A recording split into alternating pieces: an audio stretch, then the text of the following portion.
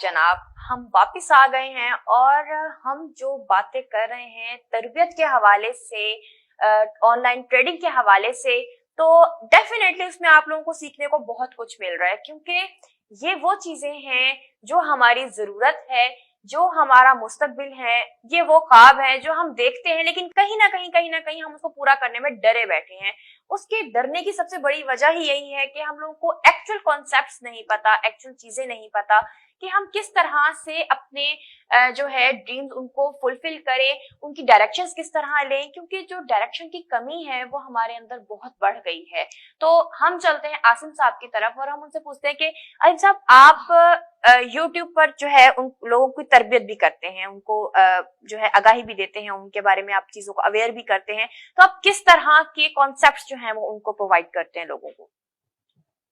Sir मैं मेरा जो चैनल है ट्रेडिंग विद आसिम के नाम से, अ, जैसे कि नाम से ज़ाहिर है कि कोई ऐसी चीज़ जिसकी तिजारत हो रही है इस टाइम। मैं पहले भी जिक्र कर चुका हूँ कि ऑनलाइन जो काम है फॉरेक्स ट्रेडिंग का वो कम लोग ही जानते हैं और समझते हैं। अक्सर जो हमारी जो आने वाली जो नस्ल है या हमारे बड़े हैं उनको इन चीज़ों के बारे में पता ही नहीं है। ना हमें अपने बड़ों को भी बताना है और आने वाले क्या कहते हैं हमें नस्ल को भी बताना है कि भाई artificial intelligence, online, electronical market, ये भी कोई बला है, ये जो लड़ने वाली है आपको आने वाले दिनों में। हमने अपने बच्चों को रवायती तालीम, रवायती तरबियत पे नहीं जाना। एक बच्चा है, मैं कहता हूँ कि वो महीने का 5-10 लाख कमा रहा है, वो एक आलिम है जो 15,000 सैलरी ले रहा है, उससे कैसे वो फैसिनेट हो सकता है? सोचें जरा। एक आलिम एक आज के नौजवान को कैसे इंस्पायर कर सकता है? बिल्कुल। हमारे जो मेरा मेन चीज ये होती है कि हमारे बड़ों को सबसे पहले तो ये चीज आने वाली जो टेक्नोलॉजिकल जितने भी एस्पेक्ट्स हैं कारोबार के, वो खुद सीख कर आगे आने वाली यूथ को बताने चाहिए। बिल्कुल। तो क्योंकि यहाँ चीजों को डाइजेस्ट करना, नई चीजों को समझना बड़ा मुश्किल है, ठीक है? या हम कहते हैं कि हमें बस हालात ही बदलते हैं, हम खुद नहीं बदलते। बिल्कुल। तो इस हवाले से मेरा तो यही है कि जो मैंने सीखा है, ठीक है, उसको अपने टूटे फूटे अल्फाज में बताने की कोशिश करता हूँ कि एक फॉरेक्स ट्रेडिंग जो है टोटल फाइनेंशियल मार्केट का एक टॉप की एक फील्ड आ जाती है, जिसमें आपको पता लगता है कि करेंसीज हैं, जैसे गैर मुल्की करेंसीज हैं, डॉलर हो गया, जापानीज येन हो गया, कैनेडियन डॉलर हो गया, ऑस्ट्रेलियन न्यूजीलैंड डॉलर हो गया, यूके की ग्रेट ब्रिटेन पाउंड हो गया, यूरो हो गया, इन सबको हम ट्रेड कैसे करेंगे?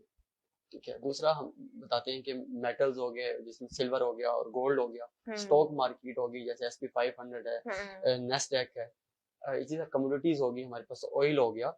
इन सब चीजों को हम फॉरेक्स में ट्रेड कैसे करेंगे? बिल्कुल। अब ट्रेड करने के लिए हमें क्या कहते हैं उसके डिफरेंट सेक्शन बनाने पड़ते हैं। हर कारोबार की 4 सेक्शन होते हैं, इसी तरह कारोबार की भी 4 सेक्शन होते हैं। मैं ये बताता हूँ कि सबसे पहले कि अगर आपने ऑनलाइन मार्केट में जाना है, सबसे पहले आपको टेक्निकल चीजों का पता हो। टेक्निकल चीजों से मुराद आपको ये पता हो कि अकाउंट कैसे बनाने हैं ऑनलाइन, ठीक है, एक अच्छा ब्रोकर कैसे सेलेक्ट करना है, MT4 क्या होता है, जिस पर हमने ये आलमी मंडी एक आज सारी रजिस्टर्ड है। अच्छा। ठीक है, कौन सा ब्रोकर सेलेक्ट कैसे करना है, उसमें फिर चार्ट्स को कैसे देखना है, एक नेस्डैक का चार्ट है या गोल्ड का चार्ट है, ऑयल का चार्ट है, ये देखना कैसे है। उसके बाद उन मेथड पर उन पर स्ट्रेटजीज क्या लगानी है कि चार्ट को देखा कैसे जाए, ये हम सारा कवर करते हैं टेक्निकल काम। दूसरा हमारा काम होता है फंडामेंटल को समझना। एक चार्ट में जो मूवमेंट हो रही है उसके पीछे एस्पेक्ट्स हैं क्या। अगर मैं कहता हूँ, अगर एन न्यूज में अगर हम देखें कि लेट्स सपोज कि एम्प्लॉइज को सैलरी जा रही है या एम्प्लॉइज को जिस तरह से पिछले 1 साल से इसका टर्नओवर कैसे जा रहा है, तो मैं एक तो ये है कि खाते खोलूं, रजिस्टर खोलूं और वहां दिखा दूं यार ये उसका टोटल बजट है, या इन सारी चीजों को मैं एक्सेल शीट पर कन्वर्ट करके ग्राफ की शक्ल में बता दूं। सिंपल है। तो इसी तरह जैसे सराफा बाजार में गोल्ड की क्या इस टाइम रेट चल रहे हैं, क्योंकि वो रेट आया कहां से है, कोई सोचता ही नहीं है इस बारे में, वो रेट का तयन कौन करता है।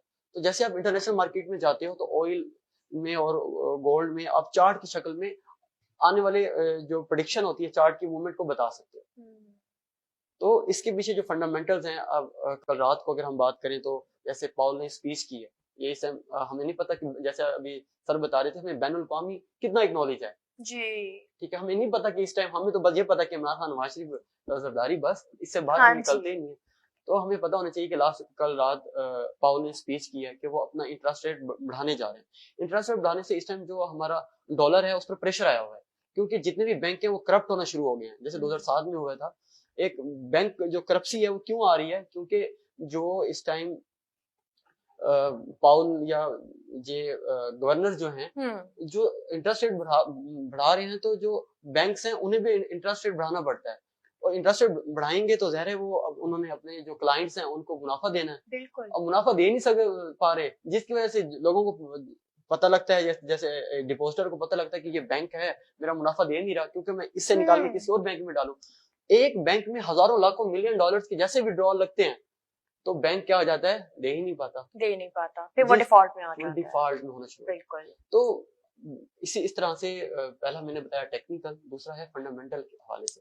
फंडामेंटल का नॉलेज देना, एक फॉरेक्स ट्रेडर को फंडामेंटल के कितनी पता होनी चाहिए। ये दोनों चीजों के बाद तीसरे कदम पर आते हैं हम साइकोलॉजिकल मसले होते हैं। जैसे कि अभी हम 5-10 दोस्त बैठे हैं, अगर मैं बात करता हूँ कि अभी ना गोल्ड पाकिस्तानी रेट में बात करूँ 3 लाख, पौने 3 लाख का होने लगा है। हाँ जी। तो हम सबका एक माइंड आता है क्यों ना गोल्ड खरीद लिया जाए। सन ने 10 तोले खरीदा, आपने 10 तोले खरीदा, मैंने 10 तोले खरीद लिया। अब आपको 20,000 प्रॉफिट हो रहा है, इनको भी 20, मुझे भी 20,000 प्रॉफिट हो रहा है। ऐसे केस में हम तीनों पर एक साइकोलॉजिकल प्रॉब्लम होती है। कहते हैं 30,000 बहुत है, पता नहीं रेट नीचे ना आ जाए, फौरन इसको सोल्ड कर देते हैं, प्रॉफिट बुक कर लेते हैं। मैं कहता हूँ भाई मेरे तो फंडामेंटल बहुत स्ट्रॉन्ग है, मैंने तो टेक्निकल बहुत देखा है, मैं तो पूरे 3 लाख पे 1-2 लाख प्रॉफिट पे ही मैं इसको सेल करूंगा। तो ये अपना अपना साइकोलॉजिकल मसल होता है कारोबार में। किसी को लगता है कि अभी मैं बेच दूं, किसी को लगता है कि वॉरेन बफेट से किसी ने पूछा ना, आप जब भी कोई चीज खरीदते हो उसे कब तक होल्ड करते हो, वॉरेन बफेट कहते हैं कि लाइफ टाइम तक होल्ड करता हूँ। सही, ठीक है। तो ये साइकोलॉजिकल बिजनेस में साइकोलॉजी बड़ी अहम होती है। तो इसमें अब ये स्ट्रॉन्ग कैसे होती है मैं ये बताता हूँ अपने चैनल पे कि trade like a pilot you will never crash. जैसे एक पायलट जैसे ही अपना टैक्सी करता है या रनवे पे होता है या अपने गोल की तरफ जा रहा होता है, तो प्रॉपर उसके साथ को पायलट होता है, वो एक मैनुअल रीड करवा रहे होते हैं जी। एयर ठीक है, जैसे क्या कहते हैं, शीशा वगैरह बंद है, ऑक्सीजन पूरी है, सारा कुछ हो गया। उसके बाद वो अपना मैप को देखते हैं, उसके बाद वो क्या करते हैं, अपना अपना रनवे पे स्टार्ट करते हैं। एक अगर आपको थोड़ा सा भी एविएशन इंडस्ट्री का पता हो, छोटा सा भी अगर एंगल अगर आपका गलत है तो वो लाहौर की जगह कराची पहुंच जाता है। तो इसी तरह साइकोलॉजिकल एज अ ट्रेडर जो होता है वो अपना मजबूत किस तरह रखता है, उसके पास चेकलिस्ट होती है। कि जैसे कि अब अगर आप ये शो शुरू हुआ तो आपने देखा कि कैमरे ठीक है, सारा कुछ ठीक है, मेरी माइक ठीक है,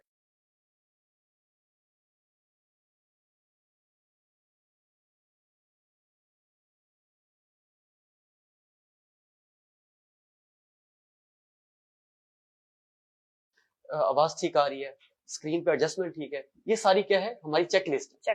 ये हम जितने मर्जी एक्सपीरियंस हो जाए, हमें डेली बेसिस पे ये चीजें क्या करनी पड़ती है, चेक करना है, क्रॉस चेक करना है, ये चीजें हाँ जी, ये बिल्कुल। तो ये सारी चीजें होती हैं कि आप साइकोलॉजिकल आहिस्ता आहिस्ता ये खुद से लड़ना पड़ता है। क्योंकि बात यही होती है कि जब तक एक टेक्निकल मोड आपको पता ना हो चीज का, जब तक आपको उसकी फंडामेंटल चीजों का ना पता हो, तब तक स्टार्ट करना भी नहीं चाहिए। और ये चीज वाकई बहुत जो है टेक्निकल सी चीज है, और ये काम भी एक टेक्निकल है जिसको करना और समझना स्पेशली बहुत जरूरी है। ये वाकई बहुत जबरदस्त बात की है। तो